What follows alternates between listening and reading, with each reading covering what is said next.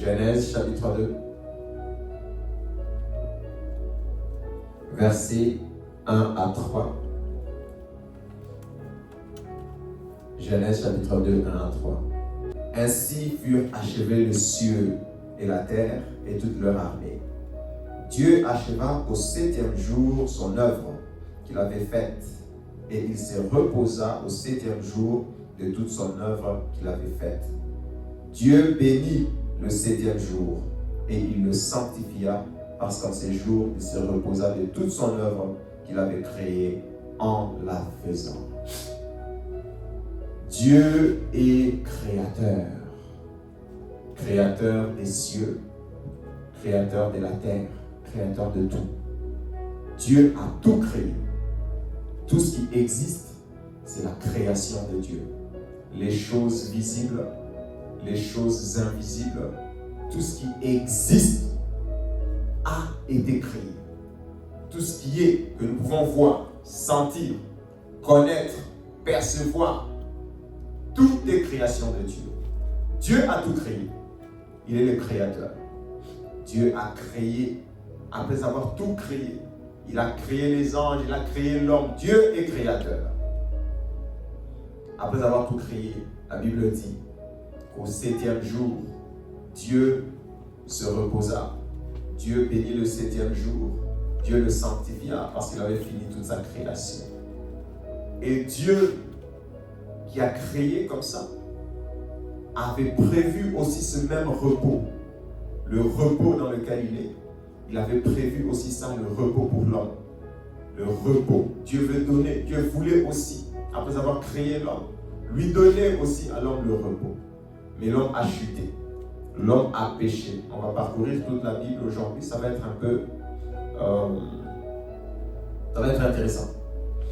Ça va être intéressant. Donc Dieu a créé l'homme. Dieu voulait lui donner le repos. C'est pour ça qu'il a sanctifié. Il a sanctifié le 7e jour. Il a créé Adam. Au travers d'Adam, Abraham, au travers d'Abraham, Israël, qui était la représentation de l'humanité auprès de Dieu. Dieu a appelé Israël. Israël était en captivité. Dieu les a sortis de la captivité. Dieu leur a donné la loi. Et dans la loi, il y a beaucoup de choses. Il y a aussi les 10 commandements. Et l'un des commandements les plus importants était « Observe le jour du Seigneur ». Observe, souviens-toi de ton Créateur. Souviens-toi de ton Dieu. Donc tu observeras le jour du Seigneur. Tu observeras le jour du Seigneur.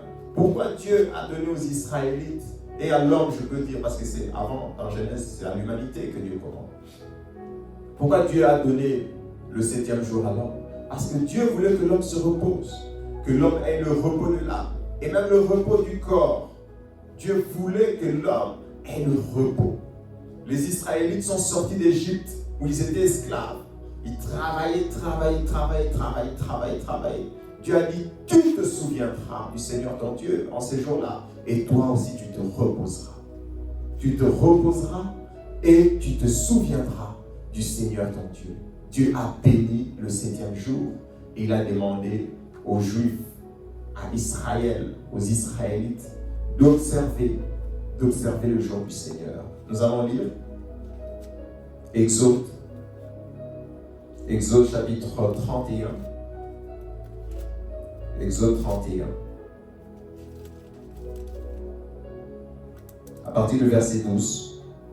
Puis on va s'arrêter quelque part. Exode 31, verset 12. Exode 31, 12 dit: L'Éternel parla à Moïse et dit: Parle aux enfants d'Israël et dis-leur: Vous ne manquerez pas d'observer mes sabbats, car ce sera entre moi et vous et parmi vos descendants un signe auquel on connaîtra que je suis l'Éternel qui vous sanctifie. Vous observerez le sabbat, car il sera pour vous une chose sainte. Celui qui le profanera sera puni de mort. Celui qui fera quelques ouvrages ces jours-là sera retranché du milieu de son peuple. Dieu dit à Moïse: donc vous observerez le sabbat. Vous observerez tous les sabbats. et vous ne travaillerez pas. Celui qui ne va pas observer le travail sera puni de mort. À ce point-là, sera puni de mort, celui qui n'observera pas le sabbat. Et celui qui fera quelques ouvrages peut même être retranché de son peuple, séparé de sa famille, séparé de son peuple, séparé de ses cousins, séparé de ses frères, de ses oncles. C'est une sanction terrible. Mais Dieu, pourquoi il donne le sabbat? Dieu n'a pas donné le sabbat pour terroriser l'homme. Dieu veut que l'homme se repose. Le sabbat, c'est une journée de repos. L'idée du sabbat, c'est le repos. C'est le jour du repos, le repos de l'Éternel. Dieu veut que l'homme se repose dans son âme et Dieu veut que l'homme se repose aussi dans son corps. Dieu voulait que l'homme se repose. C'est pour ça qu'il a prescrit le sabbat. Mais l'homme avait déjà chuté. L'homme avait déjà péché. L'homme avait déjà péché. Et la loi leur a été donnée. Pourquoi Dieu a donné la loi?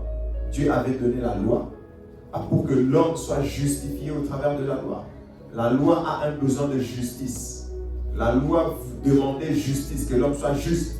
Mais l'homme ne peut pas répondre aux besoins, aux demandes de la loi. C'est impossible.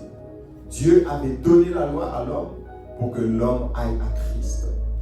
C'est comme si on t'ait donné de porter une charge de 500 kg. Un homme normal arrive à la conclusion qu'il a besoin d'aide, d'une machine, de quelque chose qui puisse l'aider. C'est même un anormal qui va continuer à essayer de porter la charge.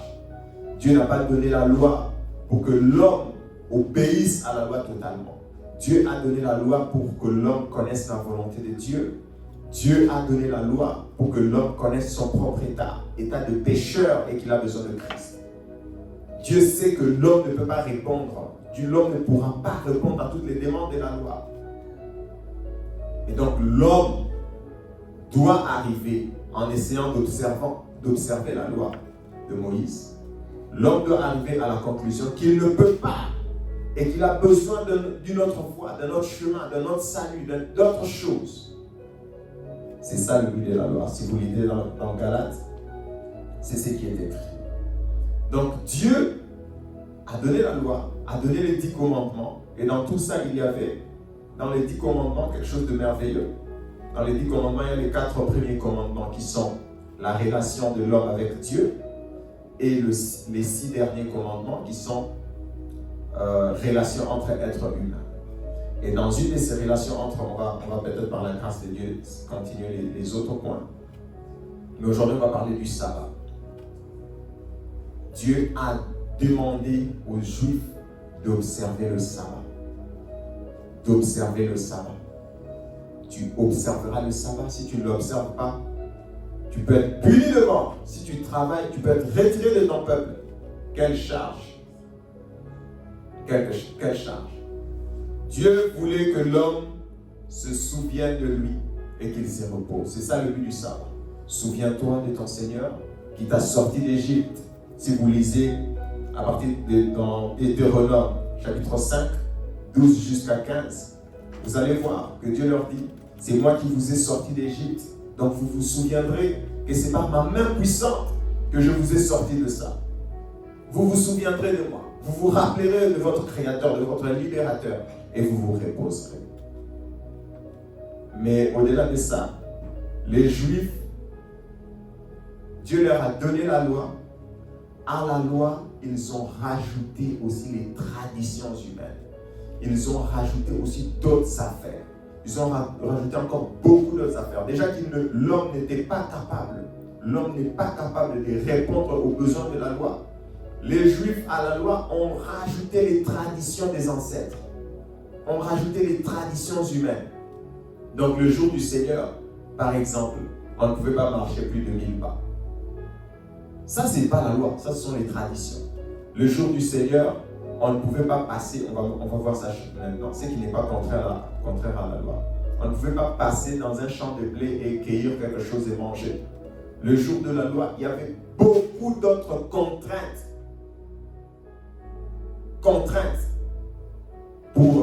Que les Juifs avaient mis.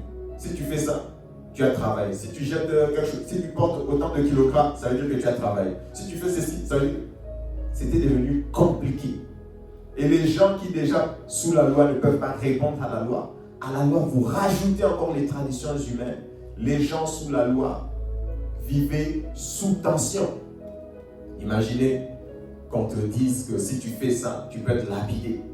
Si tu fais ça, tu peux être... Les gens sous la loi vivaient sous tension, sous pression. Ils ne pouvaient pas répondre aux désirs de la loi et on leur a rajouté les traditions des ancêtres, les traditions humaines. Entre parenthèses, nous qui aimons les traditions humaines, nous devons faire attention. Rajouter les traditions aux Écritures. Rajouter les choses extérieures à la parole de Dieu. C'est encore un joug nouveau que tu rajoutes aux enfants de Dieu. C'est encore des choses nouvelles que tu rajoutes aux enfants de Dieu. Jésus a dit que tu es sauvé par grâce. Non, la grâce n'est plus suffisante. Il faut rajouter des affaires. Un joug nouveau. Ce n'est pas la Bible. Et donc, les gens sous la loi vivaient sous tension, sous pression, peur de la mort. Peur de la mort. Les gens vivaient sous la peur de la mort. Parce que le péché dominait. Et par le péché, le diable dominait. Les gens vivaient sous la peur de la mort. La peur permanente de la mort. La peur de la mort. Et le sabbat symbolisait, pouvait résumer à lui-même toute la loi de Moïse. Le sabbat pouvait symboliser, résumer à lui-même toute la loi de Moïse. Ça veut dire que quelqu'un pouvait observer le sabbat toute la semaine. Il pouvait observer la loi, je veux dire. Il pouvait observer la loi toute la semaine. Et le jour du sabbat, il avait une possibilité de se reposer. Mais sous pression toujours. Sous pression toujours. Donc là, le jour de sabbat résume à lui seul toute la loi de Moïse, si je peux dire. Toute la loi de Moïse. Et Jésus est venu. Jésus est venu. Voyez ce que les pharisiens disent à Jésus. On va lire Marc chapitre 2. À l'époque du Christ. Marc chapitre 2.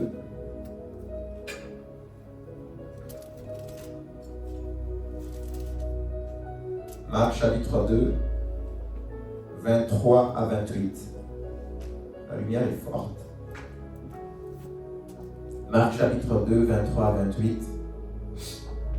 Il arriva un jour de sabbat que Jésus traversa des champs de blé. Ses disciples, chemin faisant, se mirent à arracher des épis. Les pharisiens lui dirent: voici pourquoi font-ils ce qui n'est pas permis pendant le sabbat.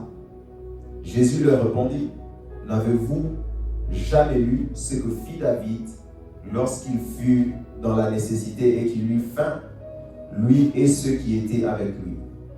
Comment il entra dans la maison de Dieu du temps du souverain sacrificateur Abiatar et mangea le pain de proposition, oui, le pain de proposition, qu'il n'est permis qu'aux sacrificateurs de manger, et en donnant même à ceux qui étaient avec lui. Puis il leur dit: le sabbat a été fait pour l'homme, et non l'homme pour le sabbat. De sorte que le Fils de l'homme est maître même du sabbat. Le Fils de l'homme est maître du sabbat. Ici, Jésus et ses disciples traversent un champ de blé. Et ses disciples ont une petite faim. Ils commencent à cueillir quelques épis pour manger. Ça, c'est dans leur tradition. La tradition de Juifs. Les traditions qu'on rajoute à la parole de Dieu. Les choses qu'on rajoute à la parole de Dieu. Il n'était même pas permis. Il n'était même pas permis. Quand on a faim et qu'on traverse un champ, il n'était même pas permis de couper des épis et de manger. Il n'était même pas permis. Tradition des hommes, rajoutée à la parole de Dieu. Tradition des hommes, rajoutée à la parole de Dieu. C'est grave. C'est très grave. On va revenir à ce texte, mais on va lire encore pour notre compréhension. Toujours dans Marc, là c'était au chapitre 2, vous allez voir au chapitre 3, comment les Juifs ont rajouté des affaires au sabbat, au point où le sabbat était devenu lourd à porter. Marc chapitre 3, au premier verset, on va commencer à lire. Jésus entra de nouveau dans la synagogue. Il s'y trouvait un homme qui avait la main sèche. Ils observaient Jésus pour voir s'il guérirait le jour de sabbat. C'était afin de pouvoir l'accuser. Et Jésus dit à l'homme qui avait la main sèche, « Lève-toi là au milieu. » Puis il leur dit, « Est-il permis de faire du mal, de faire du bien ou de faire du mal, de sauver une personne ou de la tuer ?» Mais ils gardèrent le silence. Alors, promenant ses regards sur eux avec indignation et en même temps affligé de l'endurcissement de leur cœur, il dit à l'homme, « Étends ta main. » Il étendit et sa main fut guérie. Les pharisiens sortirent et aussitôt ils se consultèrent avec les Hérodiens sur le moyen de le faire périr. Mes frères, tradition des hommes. Un malade ne pouvait même pas être guéri le jour de sabbat. Un malade, quelqu'un qui est malade, la tradition qu'on rajoute à la parole de Dieu. Quelqu'un est malade. Jésus pose la question, est-ce qu'un jour de sabbat, il est permis de faire du bien, de sauver ou de tuer? Ils ont gardé le silence pour respecter leur tradition. La tradition des hommes rajoutée à la parole de Dieu. Tradition des hommes rajoutée à la parole de Dieu. Donc, le jour de sabbat, ce n'est pas possible de guérir quelqu'un. La personne doit rester malade. Parce que c'est le jour de sabbat. Dieu avait dit que tu ne travailleras pas. Dieu a dit que tu ne travailleras pas. Ils ne comprennent pas la volonté de Dieu. Ils lisent les Écritures de manière littérale. Ils rajoutent des choses et ils ne comprennent même pas la parole de Dieu. Jésus a dit, Marc chapitre 2, Marc chapitre 2, on a lu tantôt.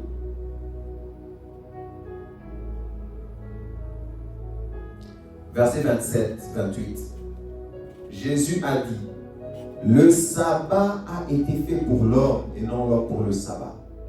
De sorte que le Fils de l'homme est maître du sabbat. Le sabbat a été fait pour le bien de l'homme, pas l'homme qui devient esclave du sabbat. Le sabbat a été fait pour que l'homme se repose et se souvienne de son Dieu, de son Créateur. Pas pour que l'homme soit esclave. Tu n'as pas travaillé, tu es malade, tu ne seras pas guéri, etc. Tu as faim, ne mange pas. Le sabbat a été fait pour l'homme, pour que l'homme se sente bien, l'homme se repose, pas pour que l'homme devienne esclave du sabbat. C'est pas ça le plan de Dieu. C'était pas ça le plan de Dieu. Le sabbat a été fait pour l'homme et non l'homme pour le sabbat. De sorte que le Fils de l'homme, le Fils de Dieu, Jésus-Christ, c'est lui le Dieu créateur et il est le maître du sabbat. Jésus est le maître du sabbat. C'est lui de qui il devait se rappeler. C'est lui de qui on devait se souvenir. Le maître du sabbat, il était là. On lui enseigne comment observer le sabbat. Le Fils de l'homme est maître du sabbat. Le maître du sabbat, le jour du sabbat, ils ne l'ont pas accueilli. Ils ont tué le maître du sabbat. Les Juifs ont tué le maître, le Dieu créateur, Jésus. Colossiens 1,16. Dieu créateur. En lui ont été créées toutes choses, les visibles et les invisibles. Tout a été créé par lui et pour lui. Le Dieu créateur qu'on devait se rappeler, pour qui on devait se reposer, se souvenir, notre créateur, le Dieu créateur, Jésus, le maître du sabbat. Ils l'ont tué, ils ne l'ont pas reconnu. Le maître du sabbat, on enseigne comment observer le sabbat. Ils l'ont tué, ils ne l'ont pas reconnu, ils n'ont pas accepté Jésus-Christ. Et le jour de sabbat, le maître du sabbat était dans la mort. Le jour du sabbat, le maître du sabbat, l'auteur du sabbat, c'est lui qui a institué le sabbat. Ils n'ont pas accepté, ils l'ont enseigné le sabbat et ils l'ont tué. Et le jour de sabbat, Jésus-Christ était dans la mort. Jésus-Christ était dans la mort. Le jour du Seigneur dans l'Ancien Testament, c'est le jour du sabbat, le jour du repos. Mais dans la Nouvelle Alliance, de manière spontanée, de manière naturelle, poussée par le Saint-Esprit, l'Église observe le jour du Seigneur le dimanche. Mais nous ne l'observons pas comme ceux qui sont sous la loi l'observent. Nous ne l'observons pas comme ceux qui sont sous la loi observent. Si tu n'observes pas, tu mourras, tu seras retranché. Non. Ceux qui étaient sous pression, ceux qui vivaient même le jour de Pâques, du sabbat sous la peur, de manière naturelle.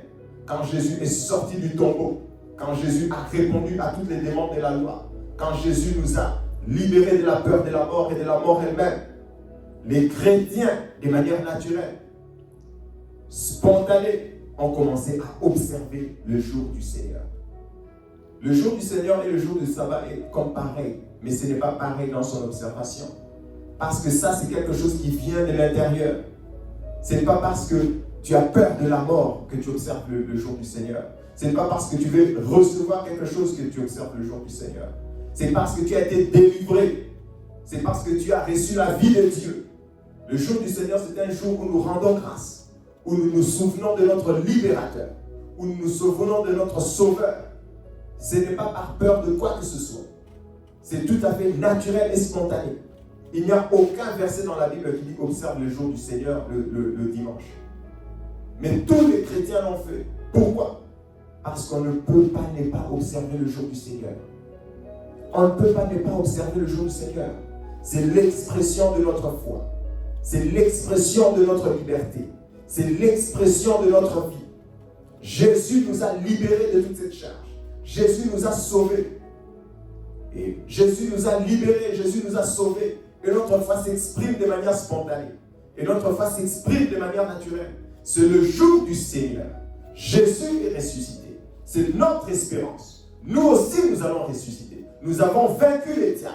Nous avons la vie éternelle. Ces jours-là, nous observons le jour du Seigneur de manière naturelle. C'est lui qui a reçu ces choses, observe le jour du Seigneur de manière naturelle. Ce n'est pas comme sous la loi, par peur de la mort, par peur ou par besoin de bénédiction. Non! On observe le jour du Seigneur de manière naturelle, parce qu'on a déjà été bénis, parce que Jésus nous a libérés, parce que Jésus nous a sauvés, parce que Jésus nous a sortis des enfers, parce que Jésus nous a donné la vie éternelle, parce que Jésus c'est notre espérance. La résurrection c'est notre espérance. C'est pour ça que nous observons de manière spontanée et naturelle. On ne te demande pas d'observer le jour du sabbat. Tu l'observes de manière naturelle. Parce que tu crois. Parce que tu crois. Parce que tu sais que c'est ça. Ce n'est pas le sabbat des Juifs. Tu l'observes naturellement. Tu sais que Jésus est ressuscité. Les chrétiens de manière naturelle. Les premiers chrétiens. On ne les a pas ordonnés. Ce n'est pas une ordonnance. Ce n'est pas quelque chose qui est écrit. Boum, boum, boum, boum. Mais ils ont reçu la liberté. Ils ont été sauvés. Ils croyaient en la résurrection. Ils savaient qu'ils seront ressuscités. Ils savaient que Jésus est leur Seigneur. Les a libérés. Et de manière spontanée, de manière naturelle, ils observent le jour du Seigneur. Ils observaient le jour du Seigneur. Et nous aussi, mes frères, ni par peur de la mort, ni par besoin de bénédiction, nous avons été libérés. Nous avons été sauvés. La résurrection, c'est notre part. Et donc, le jour du Seigneur, nous observons, nous nous arrêtons, nous disons que Jésus est le maître de tout. Jésus est le maître de tout. Il est le maître du sabbat, il est le maître de tout. Et nous nous arrêtons. C'est l'expression de notre foi. C'est l'expression de notre foi. Et le Saint-Esprit, le jour de la Pentecôte, quand on a calculé, le Saint-Esprit est descendu exactement un dimanche. Le Saint-Esprit est descendu exactement le jour du Seigneur. Le Saint-Esprit est descendu exactement le jour de la résurrection de Jésus. Coïncidence, mes frères? Coïncidence? Coïncidence? Non! Le Saint-Esprit de la Pentecôte, le Saint-Esprit est descendu le jour du Seigneur. Le Saint-Esprit est descendu le jour du Seigneur, est descendu le dimanche. Le Saint-Esprit est descendu aussi le dimanche. C'est le jour du Seigneur. Et nous l'observons. Pas comme sous la loi. Aucune contrainte nous est donnée. Il n'y a aucune contrainte d'observer le jour du Seigneur. Mais c'est impossible de ne pas observer le jour du Seigneur. Nous avons été sauvés. Nous avons reçu le Saint-Esprit. Nous avons reçu le sceau de Dieu. Nous avons été libérés des enfers. Nous avons reçu l'autorité sur le diable. C'est pour ça que nous disons notre reconnaissance à Dieu le jour du Seigneur. Le jour du Seigneur. Le jour du Seigneur, c'est le grand jour. Et quand on parle du jour du Seigneur dans la Bible, nous l'expérimentons de manière microscopique à tous les dimanches, espérant le grand jour, le jour glorieux, le jour du Seigneur. Le jour du Seigneur est un jour grand, c'est ce qui était exprimé dans l'Ancienne Alliance. Le grand jour, le jour de la fête, le jour de sabbat, Jésus s'est levé et a dit que celui qui a soif vienne et boit. C'était le jour du Seigneur. Le jour du Seigneur est un jour grand. Le jour de notre salut éternel, le jour de notre rédemption. Le jour de notre enlèvement, on l'appelle aussi le jour du Seigneur, quand il apparaîtra. Le jour du Seigneur. Je ne dis pas qu'il apparaîtra un dimanche. Je parle du jour du Seigneur. Le jour du Seigneur est un jour grand. Est un jour grand.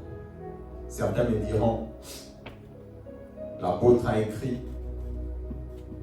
que tous les jours se ressemblent. Lundi égale dimanche, dimanche égale lundi, nanana. Oui, quand l'apôtre écrit, quand nous lisons dans les contextes, Romains 14, Galates 4, Colossiens 2, 16, Galates 4, 10, Romains 14, 5 à 6, l'apôtre ne veut pas que le chrétien puisse à nouveau judaïser, observer les journées, les semaines, les mois pour obtenir quelque chose. Les chrétiens n'observent pas de cette manière-là le jour du Seigneur. Les chrétiens n'observaient pas le jour du Seigneur de cette manière. Le jour du Seigneur, c'est des manières spontanées. C'est des manières naturelles. C'est l'expression de la foi. Tu ne peux pas ne pas l'observer. Tu ne peux pas ne pas l'observer. Tu ne peux pas ne pas l'observer. C'est un peu comme tous les jours se ressemblent. Il y a des pays qui ont été libérés. Il y a des pays qui ont été des pays de colonisation et tout, qui ont été colonisés. Le jour de l'indépendance, c'est le même jour que l'autre jour, c'est le même jour que l'autre jour. Bien sûr que ce sont les mêmes jours, mais c'est le jour de l'indépendance. C'est le jour de l'indépendance. Sinon, le jour de ton anniversaire aussi, c'est le même jour que les autres jours. Puis c'est le jour de ton anniversaire, c'est le même jour. On continue notre vie. Non, mes frères. Il y a de la solennité. Si vous lisez Actes 7, 37, 38, le jour du Seigneur est un jour solennel. Le plus grand jour. Et nous vivons pour ce jour. Le grand jour. Le jour de l'enlèvement. Le jour du Seigneur. Nous vivons pour ce jour. Et de manière microscopique, nous vivons pour le jour du Seigneur. Nous vivons pour le jour du Seigneur. Donc, le sabbat résumait à lui seul toute la loi de Moïse. Celui qui pouvait vivre la semaine, observer la loi, dimanche pouvait se reposer toujours sous pression, comme je dis. Mais Jésus nous a libérés. Et l'œuvre de Jésus, c'est que Jésus a fait ses enseignements, sa mort à la croix, tout ce qu'il a fait, se résume en une seule chose. Se résume en sa résurrection. La Bible dit, 1 Corinthiens chapitre 15, que si Christ n'est pas ressuscité, notre foi est vaine. Si Christ n'est pas ressuscité, tout ce que nous faisons est vain. Or, Jésus est ressuscité. Notre foi se résume. L'œuvre de Jésus, ses guérisons, ses enseignements, tout ce qu'il a fait, tous les miracles, tout se résume en sa résurrection. Tout ce que Jésus a fait se résume en sa résurrection. S'il meurt et il ne ressuscite pas, c'est vain. Si Jésus meurt, il fait des miracles, il fait ceci, il guérit, et puis il meurt. Tout ça, c'est vain. Donc, tout ce que Jésus a fait se résume en sa résurrection. C'est pour ça que les premiers chrétiens ne pouvaient pas. C'est l'expression de notre foi. C'est l'expression de notre foi, le jour du Seigneur. Parce que la résurrection résume toute l'œuvre de Jésus. La résurrection résume tout ce que Jésus a fait. C'est pour ça que les premiers chrétiens, de manière spontanée, de manière naturelle, ont dit que le jour du Seigneur, c'est le jour de sa résurrection. Jésus n'est pas ressuscité vendredi, n'est pas ressuscité mardi. Jésus est ressuscité le premier jour de la semaine, un lundi, un dimanche, excusez-moi, un dimanche. Jésus est ressuscité le premier jour de la semaine, Jean chapitre 20. Jésus est ressuscité le premier jour de la semaine, un dimanche. Donc il y a de la solennité. tous les jours c'est récent. Oui, tous les jours c'est récent. Mais l'apôtre, encore j'insiste, écrivait aux chrétiens de ne pas judaïser, de ne pas observer les jours espérant que ces jours-là, il y a la pleine lune. Donc quand il y a la pleine lune, telle chose se passe. Et c'est que l'apôtre, c'était ça qu'il écrivait. Mais nous n'observons pas le jour du Seigneur pour recevoir quelque chose. Nous observons le jour du Seigneur ayant reçu quelque chose. Nous observons le jour du Seigneur comme des victorieux. Nous observons le jour du Seigneur ayant reçu la vie. Pas pour reçu. Non, nous avons reçu. Dieu nous a bénis. C'est pour ça que de manière spontanée, nous observons le jour du Seigneur. Ce n'est pas une loi. Ce n'est pas écrit. Ce n'est pas une contrainte. Mais nous ne pouvons ne pas l'observer. Ce n'est pas contradictoire. Ce n'est pas écrit, ce n'est pas obligatoire. Ce n'est pas écrit blanc sur noir dans la Bible. Mais nous ne pouvons pas ne pas observer le jour du Seigneur. Parce que c'est là, ça résume notre foi. Jésus est ressuscité. Et nous ressusciterons nous aussi. Jésus est vivant. Et nous avons reçu la vie éternelle. Jésus nous a donné le véritable repos. Le repos éternel pour nos âmes. Nous observons le jour du Seigneur, pas pour nous reposer. Nous observons le jour du Seigneur étant dans le repos de Jésus. Étant dans le repos éternel. Étant dans le repos de Jésus. Étant témoin maintenant de sa résurrection. Amen. Amen. Amen. Amen. Oh, je suis content de ma prêche. Nous observons le jour du Seigneur de manière naturelle. Et nous allons voir que les premiers chrétiens, nous allons clôturer. Les premiers chrétiens observaient le jour du Seigneur de manière naturelle. Actes chapitre 20, verset 7. Le premier jour de la semaine, nous étions réunis pour rompre le pain. Paul, qui devait partir le lendemain, s'entretenait avec les disciples et il prolongea son discours jusqu'à minuit. Donc c'était le jour du Seigneur, vous voyez, il y avait quelqu'un qui était tombé et tout ça. Le premier jour de la semaine, les chrétiens, de manière spontanée, ils se réunissaient, ils se rappelaient de Jésus. Jésus avait dit, quand il a instauré la Sainte Seine, il a dit, faites ceci en souvenir de moi. Le jour du Seigneur, on se rappelle de Jésus. On se rappelle qu'il est vivant. On se rappelle qu'il nous a libérés. On se rappelle qu'il nous a sauvés. On se rappelle que son sang nous a pardonnés. On se rappelle qu'il nous a donné l'autorité sur le diable. On se rappelle que nous vivons comme des concurrents dans ce monde. Le jour du Seigneur. On se rappelle de notre Sauveur. On ne peut pas ne pas l'observer. On se rappelle. C'est l'expression de la foi. C'est l'expression de la foi. 1 Corinthiens chapitre 16. 1 Corinthiens chapitre 16.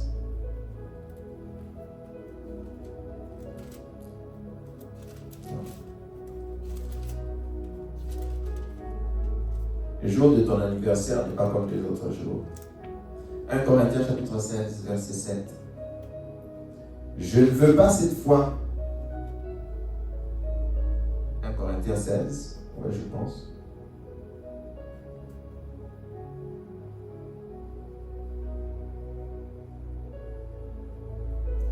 C'est pas chapitre 7.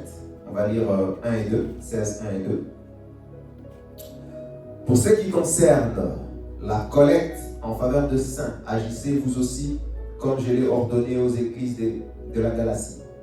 Que chacun de vous, le premier jour de la semaine, mette à part chez lui ce qu'il pourra selon sa prospérité, afin qu'on n'attende pas mon arrivée pour recueillir les dons. Donc même la collecte des fonds, il le faisait le jour du Seigneur. Le jour du Seigneur, il y avait une collecte à faire. Le jour du Seigneur, ils se réunissaient pour rompre le pain. Le jour du Seigneur, c'est les premiers chrétiens se réunissaient le jour du Seigneur. Le Saint-Esprit de la Pentecôte est descendu le jour du Seigneur. Mes frères, coïncidence. L'apôtre Jean, on va clôturer par lui. L'apôtre Jean d'Apocalypse. L'apôtre Jean, Apocalypse, chapitre 1. Verset 10.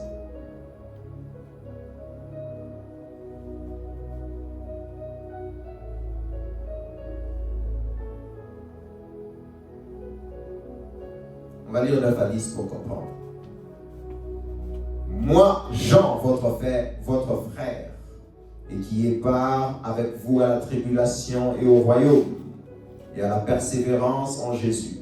J'étais dans l'île appelée Patmos à cause de la parole de Dieu et du témoignage de Jésus. J'ai fui ravi en esprit au jour du Seigneur. Et j'ai entendu derrière moi une voix forte comme le son d'une trompette. Au jour du Seigneur, Jean a eu la révélation de l'Apocalypse. Le jour du Seigneur est un grand jour, mes frères. Le jour du Seigneur est un grand jour. Le jour du Seigneur est un grand jour. Ceux qui ont reçu Jésus, ceux qui ont reçu le Saint-Esprit peuvent comprendre ce que je dis. Et je prie que tout le monde comprenne ce que je dis. Ce n'est pas la loi.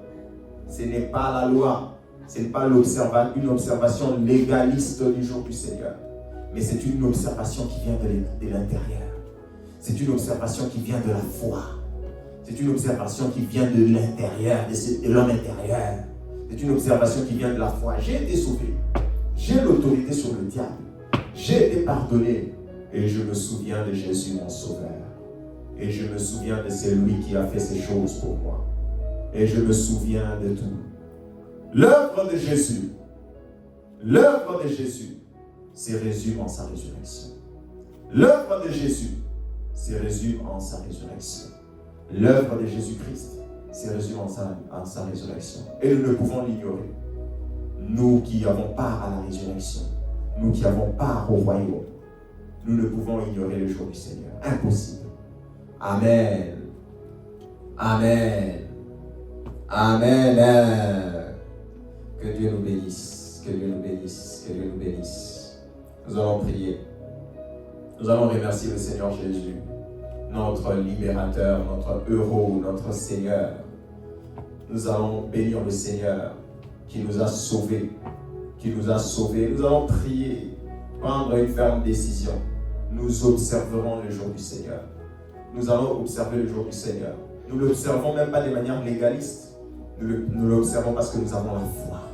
Parce que nous croyons que Jésus est ressuscité. Nous allons prier, nous allons remercier le Seigneur et prendre l'engagement d'observer le jour du Seigneur. Par la foi, avec la foi, d'observer le jour du Seigneur. Nous prions. Tendre Père, au nom de Jésus, merci. Merci pour Jésus, notre libérateur. Merci pour Jésus, notre sauveur. Et en ce jour, le grand jour, et en ce jour qui est le jour du Seigneur, nous sommes contents d'être dans ta présence. Nous sommes heureux d'être dans ta présence. Parce que Seigneur, nous nous rappelons l'amour que tu as déversé. Nous nous rappelons l'amour que tu as manifesté. Nous nous rappelons l'œuvre de Jésus qui nous a libérés. Et en ce jour, Seigneur, nos âmes sont remplies de joie. En ce jour, Seigneur, nous sommes remplis du Saint-Esprit. Oh Seigneur, nous sommes heureux d'être en ta présence. Où nous nous rappelons de Jésus. Où nous nous rappelons de Jésus. Où nous nous rappelons de Jésus. Où nous nous rappelons de Jésus, notre Sauveur. C'est lui qui nous a donné autorité et puissance sur les ténèbres. C'est lui qui nous a libérés, oh Jésus. Oh tendre Père, nous sommes heureux. Oh tendre Père, nous sommes heureux d'être dans ta présence. Pas de façon légaliste, mais ayant connu, ayant reçu Jésus. Ayant connu, ayant reçu Jésus. Ayant connu, ayant reçu Jésus. Ayant connu, ayant reçu la puissance de sa résurrection. Oh Seigneur, nous te rendons grâce. Oh Seigneur, nous te rendons grâce. Aujourd'hui, en ce jour, le jour du Seigneur, nous sommes heureux d'être dans ta présence. Nous sommes heureux d'être dans ta présence. Nous qui n'étions pas appelés, nous qui étions destinés aux enfers, nous qui n'étions pas appelés, Seigneur Jésus, tu nous as libérés. Tu es le maître du sabbat et le maître de tout. Oh Seigneur, merci. Oh Seigneur, merci. Oh Seigneur, merci. Oh Seigneur, merci. Et spontanément partant de l'homme intérieur, oh Seigneur, nous observerons toujours, tant que tu nous donnes un souffle, tant que tu nous donnes de vivre, nous observerons ton jour. Nous observons le jour du Seigneur. Pas de manière légaliste, non. Parce que nous avons reçu la vie. Parce que nous avons été sauvés. Parce que nous avons reçu l'autorité. Parce que nous avons le gage de Dieu. Parce que nous avons été scellés du Saint-Esprit. Oh Seigneur, merci. Oh Seigneur, merci pour ton jour. le jour du Seigneur. Et notre espérance, c'est encore le grand jour, le jour de la parousie, le jour de la parution, le jour du Seigneur, notre espérance, le jour de la résurrection des saints.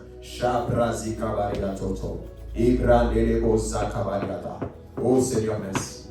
Merci Seigneur, merci Seigneur, merci Seigneur. Merci Jésus. Merci Jésus de nous avoir libérés de la peur de la mort. De nous avoir libérés de la peur de la mort, de l'autorité du diable. De nous avoir donné le repos de nos âmes.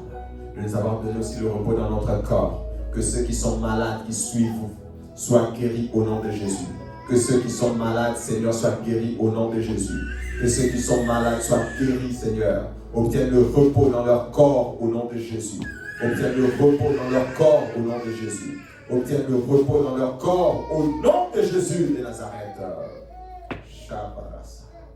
Oh, merci Seigneur. Oh, merci Seigneur. Oh, merci Seigneur. Gloire te soit rendue aujourd'hui et pour l'éternité. Nous te rendons grâce. Amen.